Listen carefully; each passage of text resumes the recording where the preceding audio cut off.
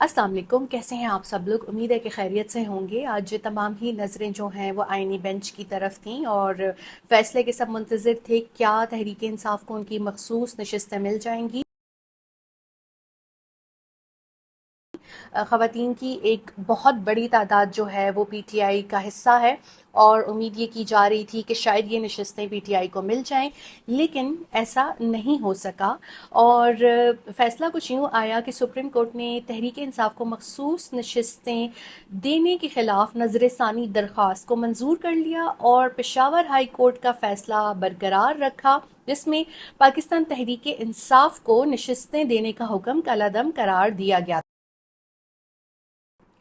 Supreme court के फैसले के बाद 77 मखसूस नशिस्तें जो हैं वो बहाल हो गईं और कौमी असम्बली में अगर हम बात करें तो नून लीग को 14, पीपल्स पार्टी को 5 और JUI फेक को 3 मखसूस नशिस्तें मिल जाएंगी, यानी कि हुकूमती इत्तेहाद की 2/3 अक्सरियत जो है वो पूरी हो जाएगी। अगर हम खैबर पख्तूनख्वा असम्बली की बात करें तो ख़वातीन की 21, अक़लियत की 4 मखसूस नशिस्तें जो हैं वो इस फैसले के बाद बहाल हुई, जिसके बाद अब खैबर पख्तूनख्वा असम्बली में JUI फेक को 10, नून लीग को 7, पीपल्स पार्टी को 7 और ANP को एक मखसूस नशिस्त मिलेगी। कहने वाले तो ये भी कह रहे हैं कि इन तादाद के बढ़ने की वजह से खैबर पख्तूनख्वा की जो हुकूमत है, जो कि PTI की हुकूमत है, इसको मुश्किलात का सामना करना पड़ सकता है और अगर नई जोड़ तोड़ हुई तो क्या अली अमीन गंडापुर अपनी हुकूमत को कायम रख पाएंगे, ये तो आने वाले जो हैं वो दिन ही बताएंगे। हम ये भी देख रहे थे कि उनकी पार्टी में काफ़ी रिफ्ट हो रही थी। कारकुनान ये कह रहे थे कि इमरान खान की मंजूरी के बगैर बजट क्यों पास किया, लेकिन अली अमीन गंडापुर ने कहा कि वो सिर्फ इमरान खान को जवाब दें हैं और KP असम्बली ने बजट भी पास कर लिया। ऐसी सूरत हाल में उनके लिए मुश्किलात का आना जो है वो अजीब जो है वो लग रहा है मुझे, लेकिन ये तो आगे आने वाले दिन बताएंगे कि उनके हक में जो है वो क्या होगा। आज हमने देखा कि DGISPR जो है उनका इंटरव्यू नशर हुआ बरतानवी नशरियाती इदारे पर और उन्होंने कहा कि फ़ौज को सियासत से दूर रखा जाए। तो बिल्कुल जी, फ़ौज को सियासत से दूर रखा जाए और जिन जिन को उन्होंने ये बात कही है वो तमाम लोग ये बात सुन लें, समझ लें और कोई भी ऐसी चीज़ करने से गुरेज करें।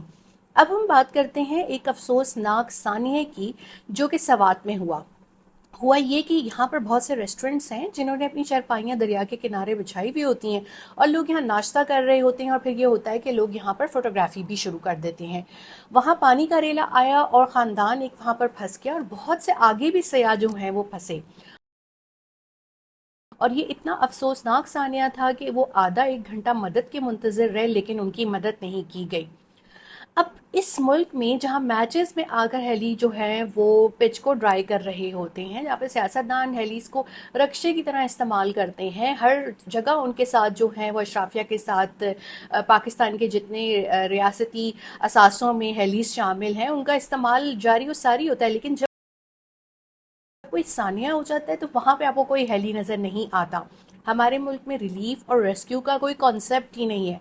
अगर कोई शख्स मुश्किल में फंस जाए तो बस फिर अल्लाह मालिक है, अल्लाह ने अगर उसकी ज़िंदगी लिखी हुई है तो वो बच गया, या मकामी लोगों ने अपनी मदद आपके तहत लोगों को निकाल लिया तो निकाल लिया, अदरवाइज़ मदद वक्त पे नहीं आती। हाँ, लाशें निकालने के लिए फिर आ जाते हैं, बाद में फिर फ़ोटोशूट्स होते हैं, फिर करते हैं हम पहुँचे थे, फिर लोग भूल जाते हैं और फिर अगले सानिए पे सबको याद आता है कि हमारे मुल्क में तो कोई इफ़ेक्टिव सर्विस ही नहीं है।